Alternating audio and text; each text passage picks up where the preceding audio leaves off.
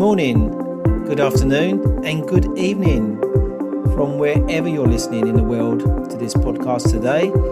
My name's Paul Webb. I am the founder of B2B Energy, and you are listening to Energy Speaks Back.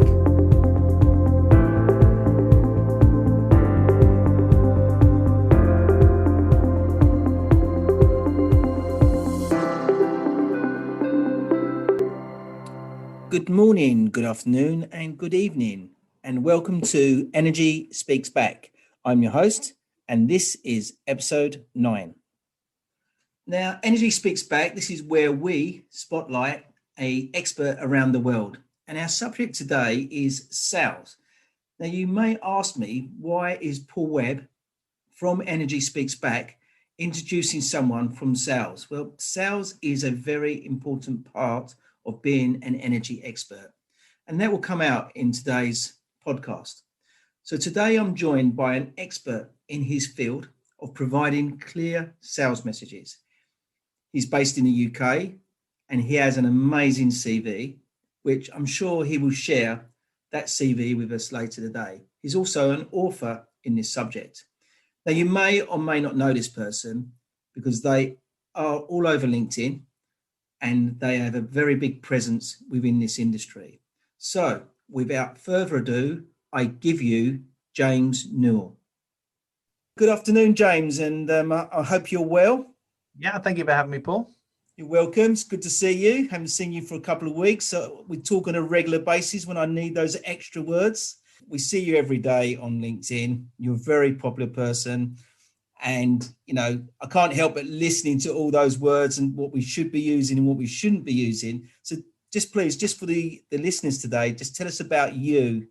Yeah, sure. So I'll introduce myself very quickly. So my name is James Newell, and principally I teach people how to sell. So for me, selling comes in two distinct components. So if you want to improve your performance or if you've got any issues, it's going to be one or both of two very distinct components. The first one, which is what you and I worked on, Paul, is a clear sales message. So it's being able to clearly and articulately explain what you actually do, how you differentiate in the marketplace, and to answer those really common buyer questions. What do you do? How does it work? Why should I choose you? Etc., etc. It seems really basic and really obvious, but most people can't actually give you a decent explanation of what their business actually does, and certainly not something that's commercially viable or that can engage potential clients. And there's lots of common pitfalls that we make there, which perhaps we'll get to on this conversation. So the first component is that a clear sales message. And then secondly, so once people actually understand what you offer, the second component that you need is what I call selling confidence. So this is the behavioral side of things. You've got to be comfortable talking about money, asking for the business, handling objections, and behaving, for want of a better word, in a selling situation. So clarity of message plus confidence of delivery equals conversion. If you want to improve, or if you've got any problems, either you don't have a clear sales message, or you don't have selling confidence, or you've got issues in both areas that you need to address. That's pretty much what I do in a nutshell. So that last point, James, the clear sales message regarding money, from my point of view and from an energy expert's point of view, we're not talking about money at this stage. We're talking about saving energy. Yeah. So we, as energy experts, we have to become salespeople, whether we like it or not. And many times I've spoken to an energy expert and they've said, you need to become a salesperson. And go, oh, no, I don't want to be a salesperson. Please, that's not for me. Yeah. How do we break that? Well, I can tell you why people think like that, because I used to think like that myself. So before I started my consultancy, I was essentially what I would call an accidental salesperson. So I worked for Daimler Mercedes-Benz in the UK. I was there for about 12 years. I was a key account manager. And in the end, I did about 600 million in sales for them over that time. And I never missed the target. And ironically, I would never actually consider myself a salesperson. And it all comes down to the imagery and our perception of selling. So while you're listening to this recording, if you Google image search salesman, saleswoman, sales team, sales anything, have a look at the imagery that comes up. And 9 times out of 10, it's going to be negative. It's going to be, curiously enough, mostly white men, but you're going to have lots of sort of clip art images of shaky hand men and people just doing the deal and being greedy, etc. So sales has this poor perception overall that it's a negative thing. It's about selfishness and greed, which isn't actually true, but it's been perpetuated so much that what happens is when we feel like we need to sell to somebody, we feel like we need to replicate that behavior that we've seen on TV and in real life sometimes, because surely that's how it's done. So surely that's the only way it works. And it's not actually true, but this is where most people fall down. So if you're not too confident about selling, but you watch somebody in a film or on TV selling, and you think that it's one of these, either I close you or you close me, all this, always be closing, all this kind of stuff, you'll feel like you have to be overly aggressive and overly pushy with people when actually you don't. And because you're then playing a character that's not actually you, it gets even worse. So you become incongruent with who you are, and you become even less confident, and it's an absolute mess. And that's why most people fear, hate, or avoid selling, or they say things like that to, oh, I'm not a salesperson. The reality is, it's cliche, but it's true. We're all salespeople, because selling is about good communication. That's it. It's a conversation with money at the end. That's what selling actually is. And you can't actually push or convince somebody to buy something they don't want to buy, as far as I'm concerned anyway. And any attempt to do so is actually just going to push that person away. I call this the red herring of selling, the RHS. This is something that pervades pretty much everybody's mindset, even my own. So even with 600 million pounds worth of sales under my belt, somebody said to me, oh, you should teach people how to sell and become a trainer, etc. I immediately shot back at that person. Don't be silly. I'm not a salesperson. I don't know how to sell. Even though I had the actual performance to prove it, I was looking at the imagery and the characters that I'd seen, and I wasn't identifying with them. And that's where this whole thing goes wrong to start with. So I totally resonate with that, because in my industry and my career, I've had to become a salesperson to get on. So when I worked for a controls manufacturers company, to get on in my career, you had to move into sales. Salespeople become managers in that industry. Yeah. I don't know why. I think probably mainly is because that particular person's got confidence and he knows how to conduct himself within a group and managing. But I've also found that I've been in meetings where the client has looked at me and I've closed the deal as such, because I've got the technical know-how to tell the client that that is the right thing to do. And I think that's, for me, is the more important thing regarding what I'm trying to achieve here regarding the energy experts, and giving them the confidence to actually to be able to make that call basically with the client. So you've hit the nail on the head. So when you're talking with your buyers, it doesn't matter what you're selling. In this scenario, with more technical things, it definitely resonates more. But most of the time, and you'll know this is true when you buy things, because you'll look to other people for this, we're looking for three things: confidence, certainty, and expertise. Now, most people are expert at what they do, and they're certain they can get the outcome. It's kind of implied. That's why you're in business. That's why you do the job that you do. Those are pretty much standard things. We've pretty much all got that. It's the confidence of delivery that changes everything. Now, your ability to do that from a technical standpoint is actually a nice workaround. So you don't have to worry about being a salesperson and get caught up in all that kind of stuff. You can get into the weeds of, okay, you need XYZ widget, XYZ process, blah, blah. That will definitely do that for you, Mr. Customer. And you can deliver that in a completely confident and congruent and unpushy way, because it's true. And that's what your buyers are looking for: confidence, certainty, expertise. The reality is, for most people, confidence is the element that is missing, because there's this weird issue of correlation and causation. So you can be really, really good at what you do, but if you can't explain to me clearly and articulately what you do and why I should choose you, I kind of come to the conclusion that you're no good at what you do. So if you tell me you're an energy expert and I ask you what an energy expert is, and then you struggle to explain that to me, you could be the best one in the world, but your lack of ability to explain it kind of implies that, well, how could you be any good at it if you can't actually describe it to me? Now, causally, that's incorrect. That doesn't actually match up at all, but that's the implication. So your ability to move around in a technical sphere gives you the confidence, certainty, expertise. So in a non-technical environment, you've just got to approach selling from a different viewpoint. So I encourage that my clients and my students not to think about the outcomes per se, because people get really hung up on, well, if they buy from me, then I'm going to make this and blah, blah, blah. And you might in the back of your head have this echoing, either I'm going to close you or you're going to close me on the reasons, and I'm going to fail. And it's huge, huge amounts of pressure. So forget that for a second. Experiment with this: information and opportunity. Have you given the person all the information that they need to make an informed decision. And if you haven't, make sure you do so and you ask some questions. Paul, is there any other questions that you have, etc., etc.? Make sure you got the information piece sorted. And then opportunity, which is basically asking for the business. So how does that sound to you? Would you like to proceed with that? So this isn't about making an assumption. Would you like to pay card or cash, or any of these kind of stupid tricks that people would encourage you to use from the old school days of selling? But you've actually got to ask for the business, because if you don't, that also chimes into this confidence element. So I can be the best in the world at what I do and I can come across really well. But if I'm quite happy to walk out the room without actually asking for the business, you realize that comes from a lack of confidence in myself and my offering. Whereas for me to say, Paul, that's everything. Have you got any more questions? No. Okay, great. Well, you know everything you need to know. How does that sound to you? Would you like to proceed? Blah, blah, blah.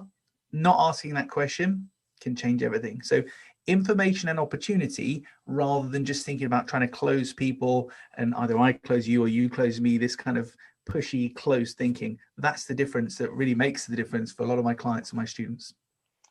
One, as you were saying, that one of the things, it's not just about the closing side. I see every stage as a closing point. You meet someone, then you need to engage with that particular person. So one of the main things I try to teach and mentor other energy experts is, so you're going to do an energy assessment. You turn up to that energy assessment, and the person who's going to meet you and guide you around that building doesn't know you're coming today. Hasn't got the time for you. He's running around fixing lights, fixing heating.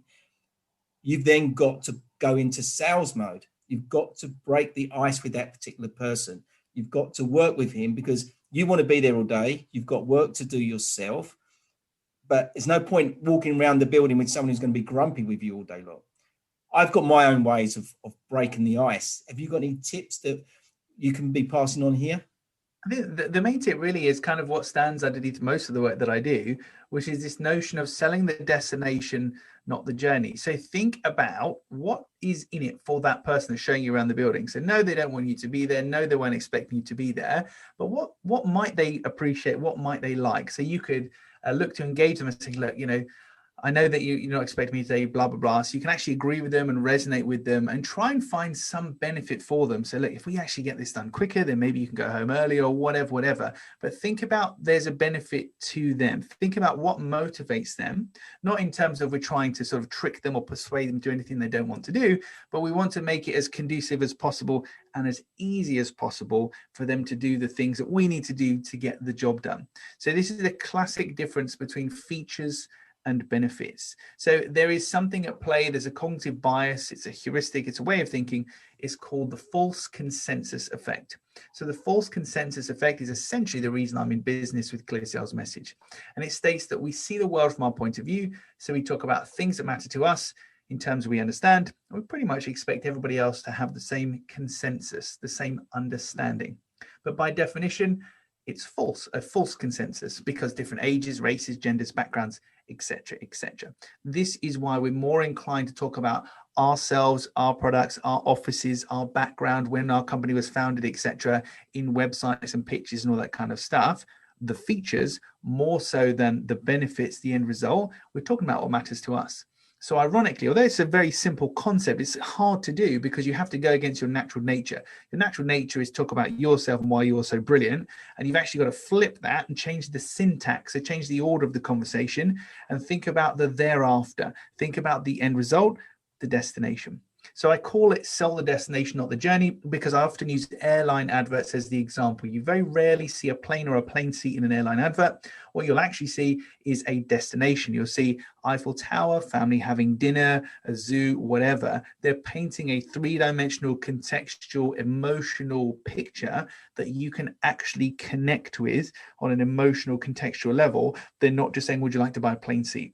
And as flippant as that might sound, that's how lots of people communicate and lots of people sell. Would you like to buy a Clear Sales Message? Well, I don't know. What is it and how does it work? Versus, are you confident when you're talking about your business or you're not? Oh, okay, well, I might be able to help you. It's called a Clear Sales Message. Let me explain to you how it works. So just for the want of changing the order of the conversation and the order of our focus, everything will change. Yes, exactly. I normally get on the subject of, what's their background? What do they do? Are they electrical or mechanical? They answer me electrical. I say, oh, that's good. I'm electrical. So we'll have something in common today. If they say mechanical, I say, oh, we're going to be different today. So we're going to have some fun on today. So I get them thinking about the journey that we're going to be going on. And sometimes just talking about their name, you know, if they've got a European name, obviously it's quite complex. And I did have a very weird one. I asked this guy what his name was, and he said his name was Paul Webb. Bang. I had it. I didn't have to do no more. As soon as he knew that my name was Paul Webb, we was friends forever. And he showed me everything I needed to know, because that person's the most important person on that journey, really, around that building. So that's the tip then, isn't it? Find a person with exactly the same name as you and your if you could do that, do you know, as a salesperson, my best client, I would never have got in the door with him. I can't mention the name of the company because it is a big blue chip company. And the only reason I got a phone call into him because he thought I was Paul Webb from another company. And because he started talking to me, he then said, look, you've got 5 minutes, tell me what you do. And so we was in, and he became a good friend of mine, all because of my name. It was crazy, really. So the announcements recently, because you're back from the car manufacturing world and the car sales side of it, and the announcements of moving away from petrol and diesel and going into the EV world. Have you got any thoughts on that? My main thoughts on it, it's been a long time coming, and it probably should have and could have happened a lot sooner. I think one of the biggest issues that we've got, so I'm a relative outsider to the energy world, but obviously I'm well versed in the automotive world. I think the biggest challenge they've got is range anxiety. So people are quite reticent to buy and use an electric car because rather than thinking, oh, I'm going to save lots of money and save the planet, they're thinking, what happens on that one cold, rainy day when I'm miles from anywhere and I run out of batteries and I've got a problem and it takes 6 hours to charge the damn thing. I think that's the issue you've got to overcome. So with longer range batteries and with lots more fast charging kind of places, so if you can make it like refueling a car, if you could charge up a battery in literally a couple of minutes or just swap the battery over for another unit, I've seen that done elsewhere.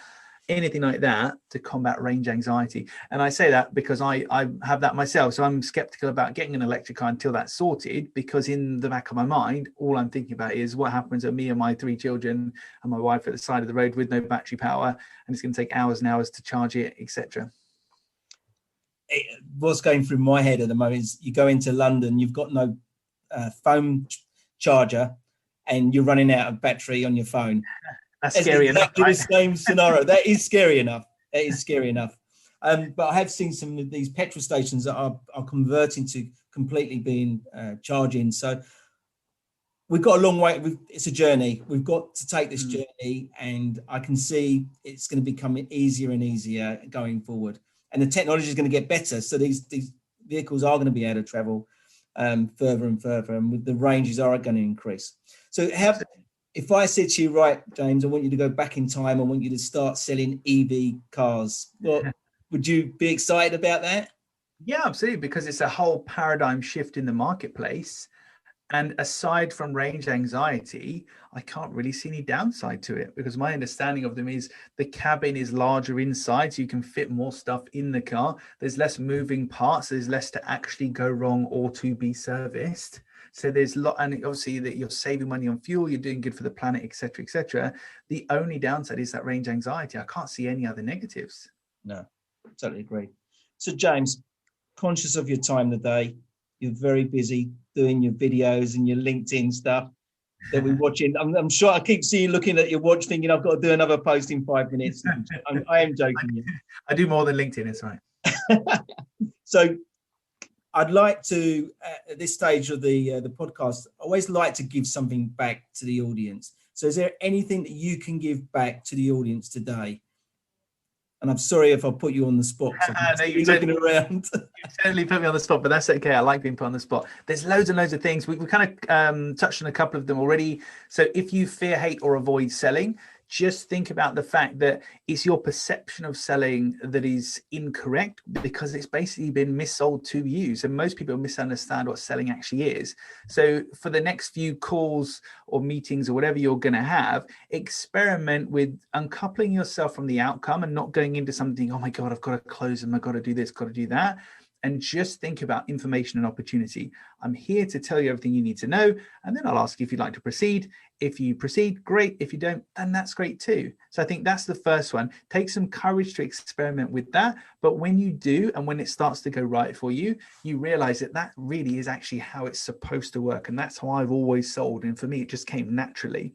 And then the second thing, which is a really, really popular kind of phrase with my clients and with my students in my sales training community, is don't chase them, replace them. So as well as selling being this kind of big, ugly thing, and we hate it, and we don't want to be salespeople, etc., there's also this misperception that I need to follow you up 137 and a half times before you're going to buy from me.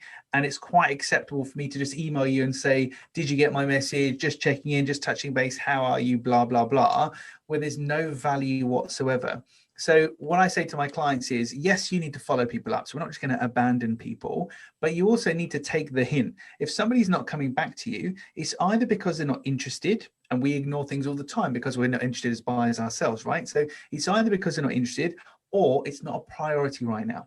So pushing those people is only really going to push them away. So after 2 or 3 follow-ups, or certainly a very small number, take the energy that you've got and put it into finding more people. So don't chase them, replace them. When you find 10, 20, 50, 100 more potential clients to talk to, rather than just chasing down the 5 or 6 you've already got, you feel better. You have more opportunity. There's less pressure for you, less pressure for your buyers. And I've just found it's just the most conducive way to behave in a selling scenario. But again, it runs counter to the traditional thinking, which is just follow people up endlessly and eventually they're going to buy from you, which I just wholeheartedly don't agree with. So there's 2 things for you. Brilliant. And I only asked for one. There you go. Great. It's been an absolute pleasure. It always is when I contact you. And, you know, I need to let everyone know that the name of my book was called Becoming an Energy Expert. Now, that name come from James. It was one afternoon, I'm walking along the beach, actually, and I phoned James up and said, James, look, I'm about to launch my book. Really don't know what I'm going to call it. Need some support. And James was there within seconds with the title. Bang, it stuck. And it's an amazing title, name. And I thank James, and I'm going to do that on air to say thank you very much, James, for doing that. Thank you. You're very welcome. It's my absolute pleasure. And you will be in the next book, I promise you. And I'm sorry I didn't get it in the first book. That's all right. The tears are rolling. I know the tears are rolling. It's all right. I'm inconsolable, but I'll find a way through it. It's absolutely fine. So, James, thank you very much for joining us today. Please be safe with your family. I look forward to catching up with you soon. And thank you very much for joining us. Thanks for having me. Thank you for joining me today on this podcast. And thank you for my special guest. Please go and check out our website on www.b2benergy.co.uk, where you can see many more insights to how you can manage that 3rd largest expense. Thank you. That just leaves me for one more thing to say. Be safe.